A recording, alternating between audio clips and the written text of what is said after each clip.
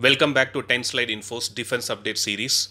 In this video, I will be providing few recent updates and news which has come from the defense and aviation industry side. The first update is regarding Indian Army receiving the 100th K9 Vajra artillery gun. The second update is regarding the 90-seater aircraft which is designed by National Aerospace Laboratories. So let us see both these news in a detailed manner.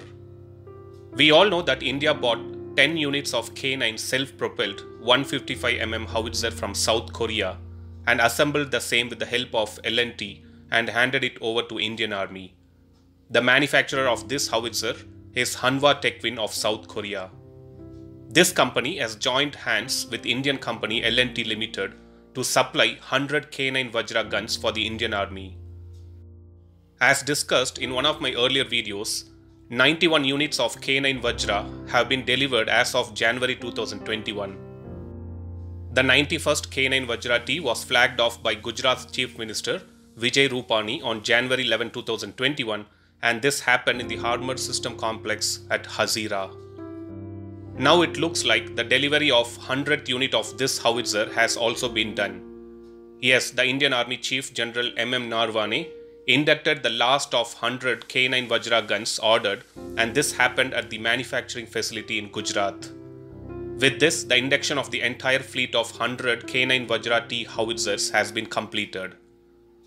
As mentioned above, K9 Vajra T is an Indian variant of South Korea's K9, which is manufactured by Larsen & Toubro under license, consisting of 50% components, including 14 major subsystems developed by Indian companies.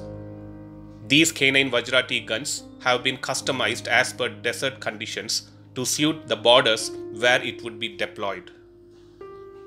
Based on the recent update from defense sources, it looks like 3 of these howitzers have been deployed for trials in high altitude mountainous area of Ladakh.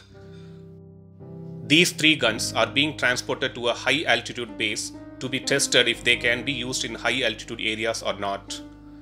So that was all about the recent happenings with the K9 Vajra T artillery guns, and now coming to the other update.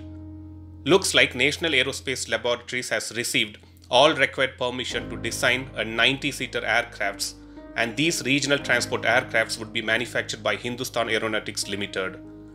It is said that these aircrafts are expected to be operational by 2026 tentatively. The main intention to come up with these aircrafts is to connect hilly and small towns across countries. Not only that, such aircrafts are expected to boost the tourism as well. Some of the unique features of these aircrafts are enhanced fuel efficiency, use of biofuel with low carbon footprint, short to long range haul, shorter airstrip requirements, and ultra-modern avionics. I'm not sure whether this aircraft would be as safe and of quality like other peer competitors who have very good experience in manufacturing such aircrafts. We can't forget the crash of second prototype of Saras aircraft manufactured by the same NAL during March 2009, killing 2 Indian Air Force test pilots. The surprising thing which came out post-enquiry was incorrect relight procedure, which was devised by the designer and adopted by the crew at insufficient height. Let us hope this time these designers take all those critical and vital parameters and procedures into serious consideration and come up with this new variant. If not, this project should be scrapped and we should go for some good private companies like Tata, L&T and Mahindra, who are ready to help many indigenous weapons and aircrafts and helicopters manufacturing for India. So that was a quick update on 2 happenings on the defense and aviation side. Thanks for watching. I'll upload another video with a new defense update or an aviation update later. Please do subscribe my channel and hit the bell button next to it, and also feel free to leave a comment in the comment section. Thank you.